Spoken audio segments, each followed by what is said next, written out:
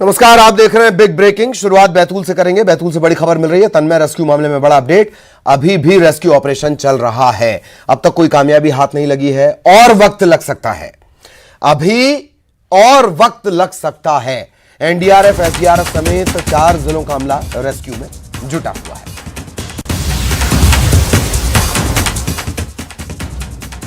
तो खबर बैतूल से। तन्मय ने लंबा अरसा हो गया, तन्मय ने कोई रिस्पांस नहीं दिया है। 2 दिन से इसी तरह की स्थितियां हैं। माता पिता, पूरा परिवार, आसपास के लोग, ग्रामीण सभी परेशान हैं। अब भी ऑपरेशन को पूरा होने में वक्त लग सकता है। तकरीबन 45 फीट का सीधा गड्ढा खोद लिया गया है। अब आड़ी सुरंग खोदी जा रही है। पानी का रिसाव एक इसमें बड़ी समस्या है। चट्टानें शुरुआत से एक बड़ी समस्या बन रही हैं। तो लगातार रेस्क्यू किया जा रहा है।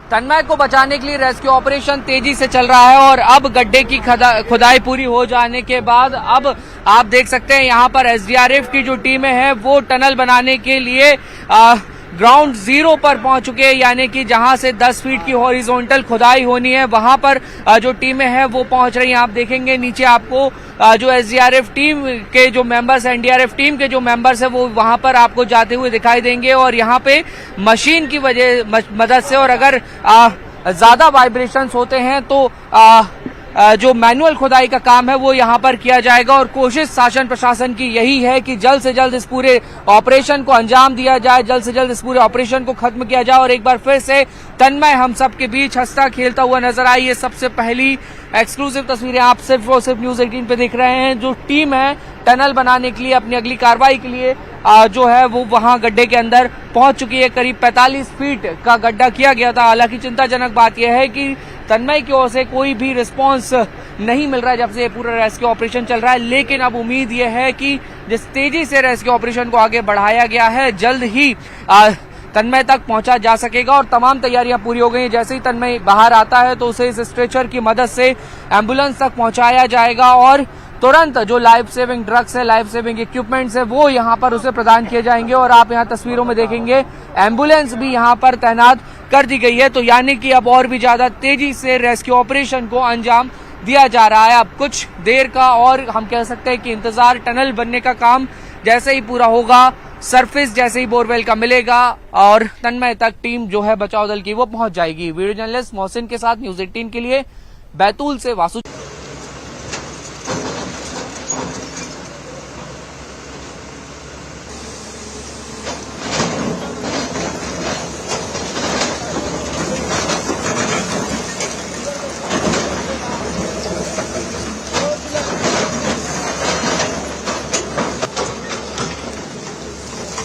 हमारे साथ जुड़े हुए वासु, क्या अपडेट?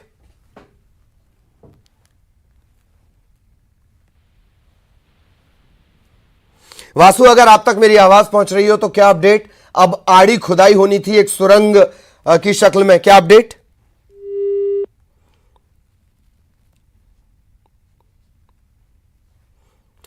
चलिए, वासु तक हमारी आवाज नहीं पहुंच रही है और लगातार तन्मय को बचाने की कोशिश की जा रही है।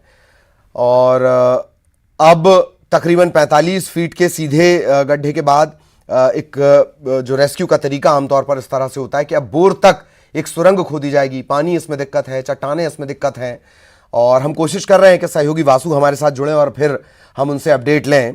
तो अब एक आड़ी सुरंग की शक्ल में दरअसल ये पूरी खुदाई चल रही है। पानी की दिक्कत है और चट्टान की, जैसे मैंने बताया, यहाँ की मिट्टी की तासीर है। वासु से हम बात करने की कोशिश करेंगे। वासु, आप तक मेरी आवाज पहुंच रही हो तो क्या अपडेट? बिल्कुल ललित जी, देखिए बीते 48 घंटे से ज्यादा का समय हो चुका है।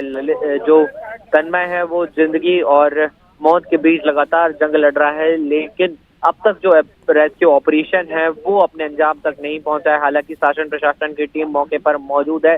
करीब 4 जिलों का अमला और सैकड़ों की संख्या में जो कर्मचारी हैं वो यहाँ पर तैनात हैं। खुद एसपी, कलेक्टर समेत तमाम आला अधिकारी पूरे ऑपरेशन की मॉनिटरिंग कर रहे हैं। एनडीआरएफ के एक्सपर्ट भी यहाँ पर मौजूद हैं, पर फिर भी अब तक जो सफलता है वो हाथ नहीं लगी है।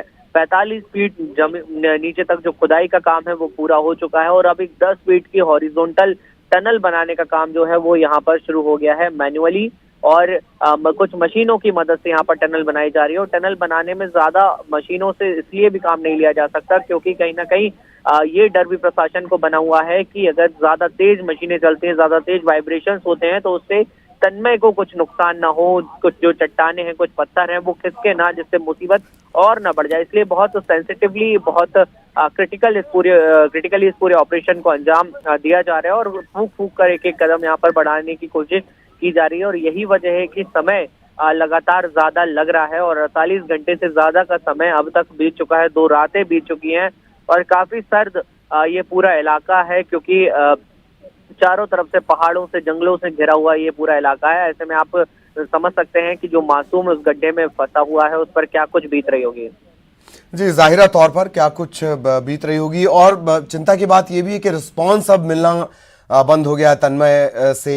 पानी लगातार उस बोर में होने की बात भी सामने आई थी, पर वासु उम्मीद पर दुनिया कायम है। शायद यही वजह है कि रेस्क्यू लगातार किया जा रहा है। इतनी ठंड में, कड़ाके की सर्दी में आप तमाम लोग वहां पर मौजूद हैं। वासु, उम्मीद का दम।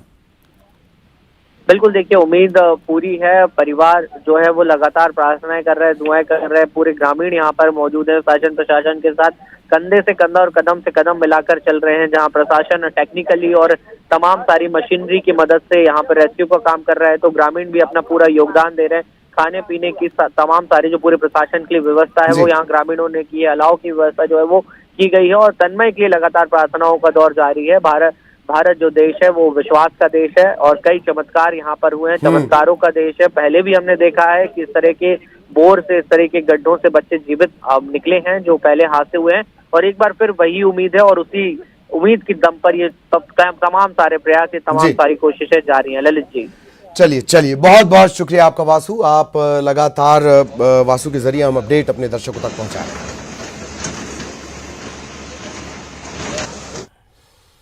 और अब खबर टीकमगढ़ से है। महिला की बेरहमी से पिटाई का एक वीडियो सामने आया है। एक युवक लाठी से पीटता हुआ इस महिला को नजर आ रहा है। पिटाई के दौरान एक और जो लड़की है उसने महिला के बाल पकड़े हुए हैं और मामला दर्ज कर लिया गया है। तलाश की जा रही है। सबसे ज्यादा शर्मनाक पहलू ये कि ये पूरा तमाशा होता रहा और लोग इसे देखते रहे। मोहनगढ़ थाना इलाका लगता है, मालपीठा गांव का ये पूरा मामला है। मारपीट के दौरान किसी ने इस महिला को बचाने की कोशिश नहीं की और अब ये पिटाई का वीडियो सामने आया है। मामला दर्ज किया गया है, पड़ताल की जा रही है।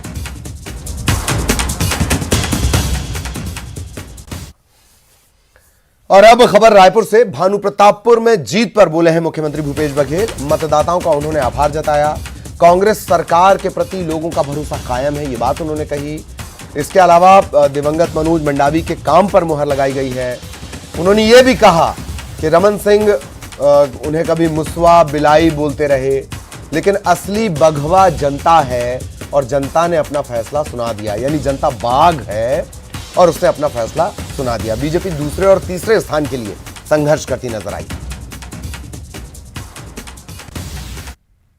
देखिए, भानुप्रतापपुर के जीत के लिए मैं सभी वहाँ के मतदाताओं के प्रति आभार व्यक्त करता हूँ कि 4 साल के कार्यकाल पर और विश्वास व्यक्त किया और मनोज मंडावी जी को श्रद्धांजलि स्वरूप उन्होंने मतदान किया। इसलिए सभी भानुप्रतापपुर के मतदाताओं को बधाई, शुभकामनाएं। रमन सिंह जी तो कभी मुझे मुसवा, बिलई, कुकुर इन सब बोलते रहे, लेकिन जो असली भगवा है ना वो छत्तीसगढ़ की जनता है और उन्होंने अपना रूप दिखाया और भारतीय जनता पार्टी और दूसरे तीसरे स्थान के लिए लड़ते दिखाई दिए पूरे काउंटिंग में। भानुप्रतापपुर उपचुनाव में कांग्रेस की जीत पर पूरे छत्तीसगढ़ में कांग्रेस कार्यकर्ता जश्न मना रहे हैं और अलग अलग जगहों की तस्वीरें भी अब सामने आने लगी हैं। रायपुर, कांकेर, कोंडागांव, मुंगेली की तस्वीरें इस वक्त आप देख रहे हैं, जहां इस जीत पर दरअसल ये जीत भी बड़ी है। 21,000 तकरीबन मतों से ये जीत हुई है और इसका जश्न अलग अलग जगहों पर मनाया जा रहा है। अलग अलग जगहों की तस्वीरें, रायपुर, कांकेर, कोंडागांव, मुंगेली, जश्न मनाया जा रहा है। भानुप्रतापपुर उपचुनाव में कांग्रेस की जीत और रायपुर में भी जश्न का माहौल है। कांग्रेस का मुख्यालय राजीव भवन, यहां जीत का जश्न मनाया जा रहा है। पटाखे छुड़ाए जा रहे हैं, हिमाचल प्रदेश में भी जो जीत मिली है उसका भी जश्न मनाया जा रहा है। हिमाचल की जो जीत है उसका खास ताल्लुक भी दरअसल रायपुर से है, छत्तीसगढ़ से है।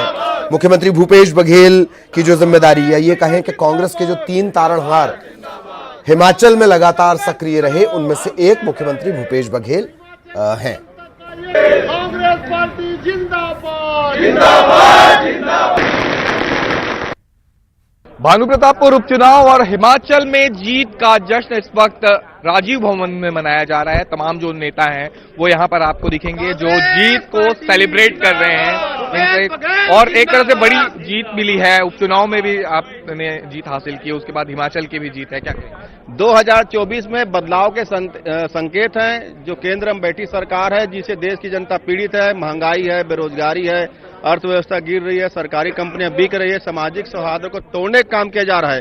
हिमाचल का परिवर्तन 2024 के बदलाव के संकेत है और भानु प्रतापपुर उपचुनाव जीतकर कांग्रेस पार्टी ने जनता के जो प्रति दायित्व है उसका निर्वहन किया है। मुख्यमंत्री भूपेश बघेल की सरकार के ऊपर जनता ने मुहर लगा दी है।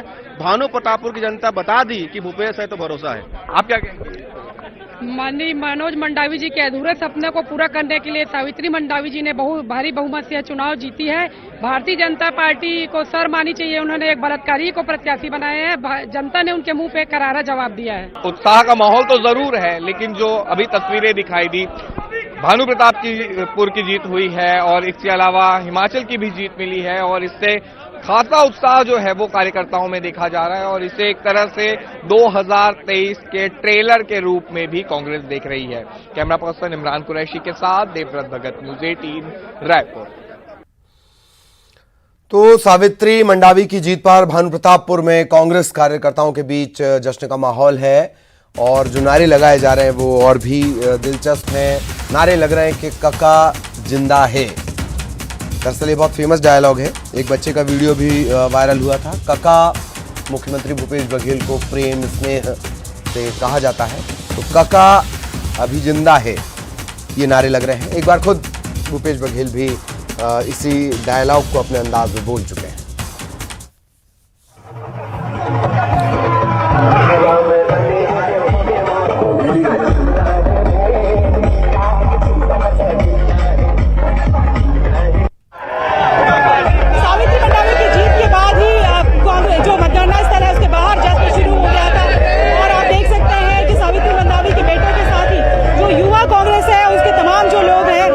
तिरकते हुए नजर आए और उसके बाद में जो है वो खासतौर पर अगर हम बात करें तो कका जिंदा है जो सॉन्ग है उस पर वो तिरकते हुए नजर आए और पूरे समय जो है वो जो सॉन्ग बज रहा था वो ये था कि कका जिंदा है जो सॉन्ग है उस पर नाचते हुए नजर आए।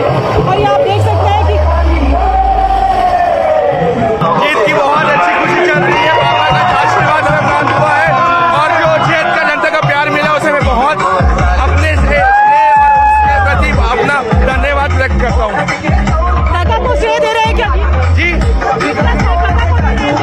मैं जीत कर से अपने स्वर्गीय मनोज सिंह मंडावी जी को, अपने पिताश्री की जी दूंगा और भूपेश बघेल की सरकार जी को दूंगा। जो काका जिंदा में डांस कर रहे हैं आप लोग, किसके लिए कर रहे हैं? ये हमारे मुखिया मुख्यमंत्री जी भूपेश बघेल जी के लिए है, क्योंकि पूरे प्रदेश के लिए इतना किया है उन्होंने कि बहुत है। वो युवा गा के बता देंगे, जी काका जिंदा है, क्यों ना जिंदा है, काका जिंदा है।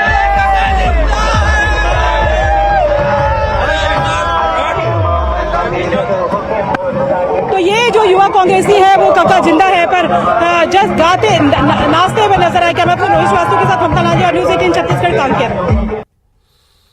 और इसी के साथ इस बुलेटिन में इतना ही। खबरें जारी हैं।